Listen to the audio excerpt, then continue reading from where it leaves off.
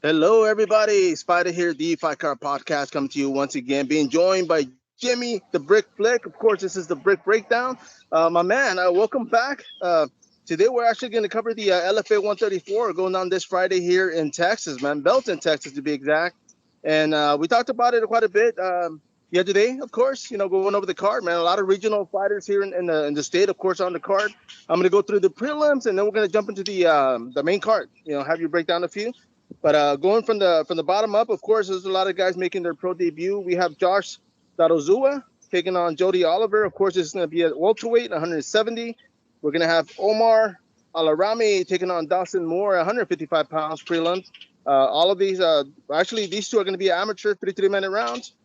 Next one up is going to be Marquise Davis taking on Terrell Nexon, 145 pounds. Next one up, Kieran Carton taking on Jordan Bradley, 170 pounds, welterweight. We're going to have Ian Eggbrock taking on Stephen Lotine, 135 pounds. And Harrison Lane, of course, 170 pounds against BJ Miller. A lot of these pro debuts, man, I mean, we've talked about it before also about the making your pro debut, not just anywhere, but for the LFA promotion, man. I mean, that's got to be a plus, right? Oh yeah, man, and a lot of these guys they'll make their pro debut and then get to stay with LFA, and that's the way to come up right there. No, for sure, man. Let me go over a few more on the prelims, of course. This is going to be Harrison Lane taking on BJ Miller, 170 pounds. Umar Archer taking on Tanner Arnold. Arnold making his pro debut, 185 pounds.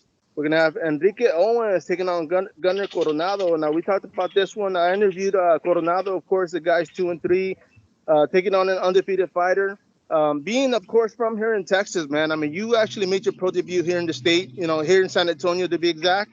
And I mean, the game has evolved not just here in the state, but everywhere, man. So now, compared to 10 years ago, man, I mean, there's a lot more fighters, a lot more hungry individuals. So when it comes to training, I mean, what would you say differs like a fighter from another? I mean, is it the mentality? Is it just putting in work every day?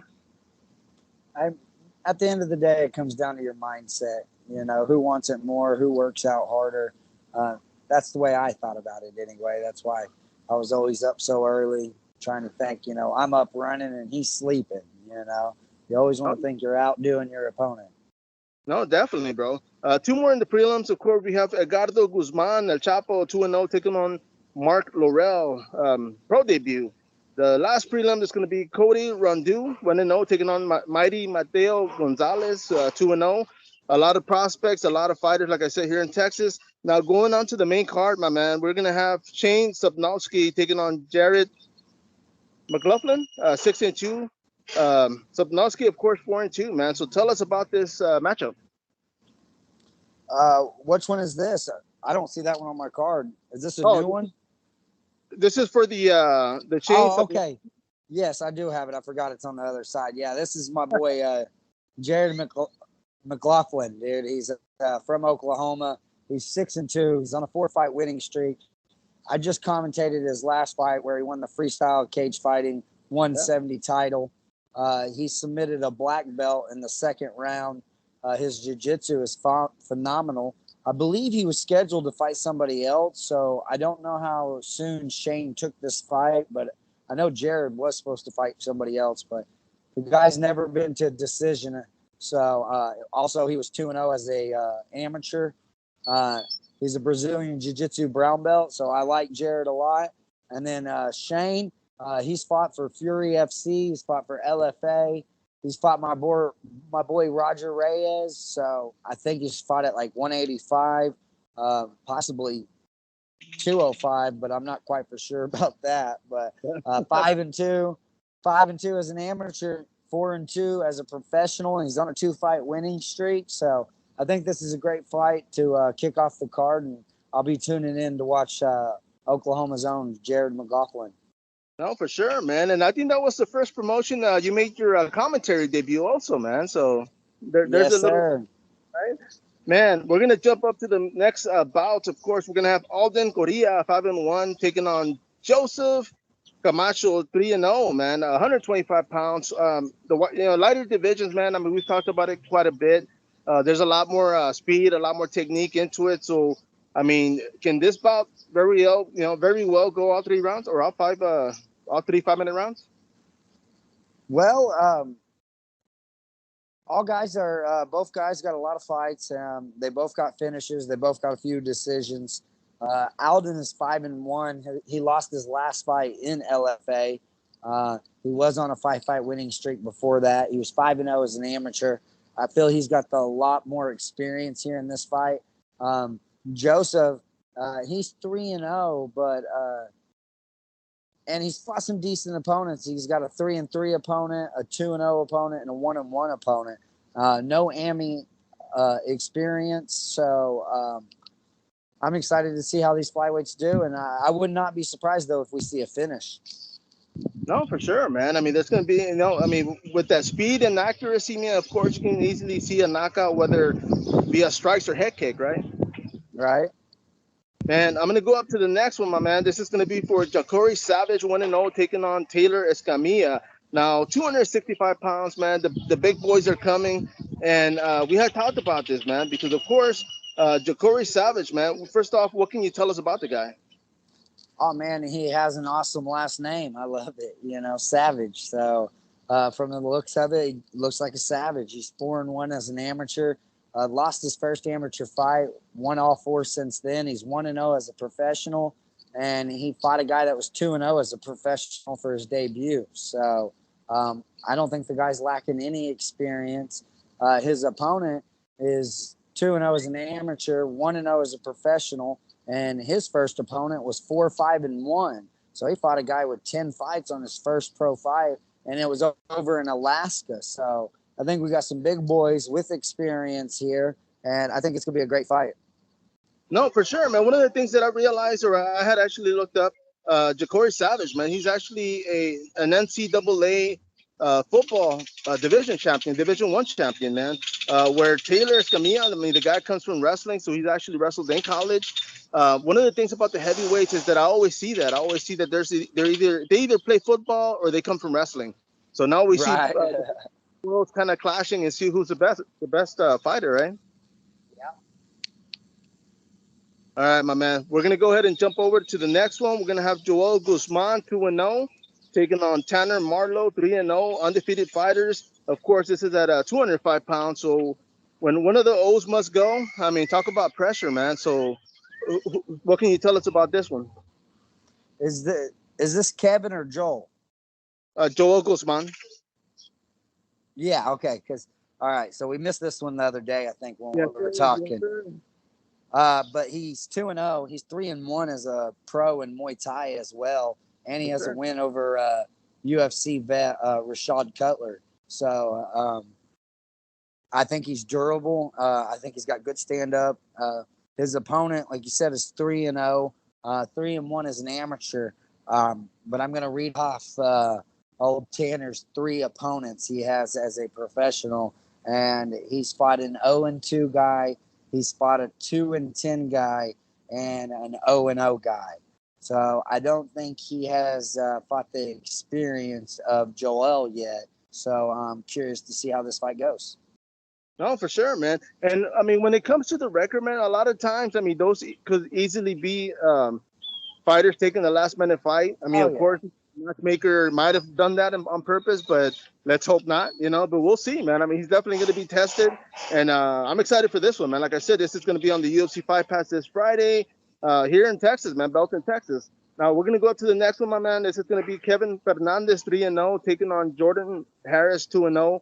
125 pounds once again, man. Both guys looked ready. I mean, the weigh-ins are today, and both are stacked. Dude. They're exciting fighters, so tell us about this one. Well, Kevin, man, he's got a lot of experience for just only being 3-0 as a professional. He's 3-1 as an amateur, and he even has an amateur Muay Thai fight that he won. So he's 1-0 as a AMI in Muay Thai. He's 3-1 as an AMI in MMA, and I'm sure these guys have other fights that don't get recorded. And he's 3-0 as a professional, And his last win was versus a 2-0 guy. So Jordan is 2-0. He was 0-1 as an AMI, and he's 1-0 as a professional Muay Thai fighter. So Oh, no. I'm interested to see if this is going to be a stand-up fight or if it's going to be a ground fight. So it's another 125 fight, so I expect to see fireworks. No, but no doubt, man. And like I said the other day, man, I mean, Kevin Fernandez, I know a little bit about the guy being regional. I mean, he's exciting. I'm excited to watch the guy fight and definitely looking forward to it, man. We're going to jump over to the co-main event. Of course, we have Moko Tuko taking on Oliver Murad. 5-3 against the 6-0, man. Break it down for us. Maliko, he was Yeah. 8-1. He was 8-1 as an amateur, so it's not a bad amateur record. Because you see his 5-3 pro record. He lost his last 2 fights. All 3 of his fights are losses by decisions, and he's not fighting nobody. So that's why he's stepping up, of course, to fight a 6-0 opponent. So I don't think you should count him out. His opponent is 6-0 as a professional. He was 7-0 as an amateur. He is well-rounded, and when I say well-rounded, usually it means they have decision wins, knockout wins, submission wins. They have them everywhere. So, and he has a win on the Tuesday Night Contender. It was by a split decision. I don't recall watching it, so I'm not sure. So I know that his name's been in the mix. So if Maliko can get a win here, he can get his name right back up there. No, yeah, man. This is for 145 pounds. Of course, no titles on this card. 3 5-minute rounds, and it takes us to the main event, man. Maulin taking on Herbert Salsa out of Brazil. Now, Maulin, of course, 17-4. The Brazilian 15-1. Talk about experience, bro. Oh, dude, Maulin is got 4 losses. They're all by decision, including 1 decision loss and 1 FC to John Lineker. So, I mean, that means he took punches from John Lineker for 3 rounds. So, Yeah. I don't see him getting knocked out at 135 if he's not getting knocked out by Lineker. So, I think that he's tough. His last he lost in the Tuesday Night Contender as well. I think that was his actually last loss, and was by decision as well. His opponent is 15-1, and his last 3 opponents have been like great opponents with great records. A lot of fights before that, I believe he's from Brazil, so a lot of their records are all over the place. But he is on a 5-fight winning streak since he had that 1 loss. So I think LFA is bringing him over for a reason. They usually do. So I think it's a great main event. No, yeah. And do you think one of these guys, whoever wins, going to have a shot at the title, maybe on the next card or future cards? Usually, yeah. I mean, it's open if the Tuesday Night Contender or something don't pop up, Right. earlier. Like a lot of these guys already fought on the Tuesday Night Contender. Like I said, Oliver, he's fighting, and a win could just put him right there at the door to step in the Tuesday Night Contender again, or a short notice fight. And that's what they always tell you after fights: stay ready for short notice now. Especially if you're knocking on the door, stay ready. I know a lot of us fighters, we try to, but we go put on 25, 30 pounds. So that's the biggest issues with fighters, and then they fight up a weight class just to get into the UFC. And sometimes it's a good thing, but sometimes it's a bad thing. Yeah. No, yeah, man. And I was just going to ask you about that, man. A lot of fighters use that term, stay ready so you don't have to get ready. And not that many can live by that because, like you said, the life happens. You go to work, you have kids, you have family. So, of course, coming home after work and eating a big meal, of course, that's pretty much natural. Yeah. But like you said, if you're right at the door and you're going to get a call, man, by all means, get ready after that fight and just wait for that call, right? Oh, yeah, most definitely. Now, my man, of course, this is going to be for the LFA 134. It's going to be on the UFC Fight Pass this Friday. I'll be watching. If you're watching as well, man, we'll check it out for the next one, man. But I do thank you, of course, once again, Jimmy the Brick Flick. And as far as your social media plugs, right quick, man, let us know where we can reach you at. All right, y'all, let's go. All you got to do is go into Facebook and type in the 3 W's .thebrickmma.com. It's patented. Take you straight to my fan page. Hit the like button. I'm also on Instagram at The Brick MMA. Pretty easy to find there. I'm on Twitter at Jimmy Flick if you like Twitter. And I'm also on TikTok now. I got Flick Picks coming up I'll talk a little bit about the UFC fights tomorrow after weigh-ins. Talk about this main event we're coming up with the oldest UFC champ right now currently. I think it's a great card. I expect fireworks on LFA, and I expect fireworks on UFC 275 this week. So make sure you follow me up. And the Brick Wall, the Unbreakable Brick, will be out in 2022. That's all I can say. I don't know what month. I keep saying a month, and it never happens. So once I get it done, then I'll know when it's coming out. No, and real quick, man. Of course, you recently got on TikTok, man. So if there's any news to be spoken of, I mean, of course, maybe you'll post it on there so everybody can follow you on there, right?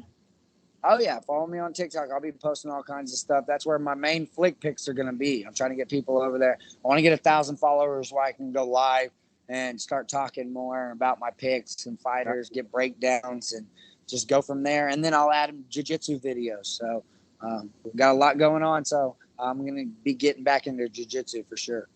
No, man. And I mean, I'm going to be I'm actually following you on there right now, but I do appreciate you jumping on this. Once again, Jimmy the Brick Flick, everybody else, this is Spida, the Fight Card Podcast. Of course, another segment of the Brick Breakdown. Till next time, follow up.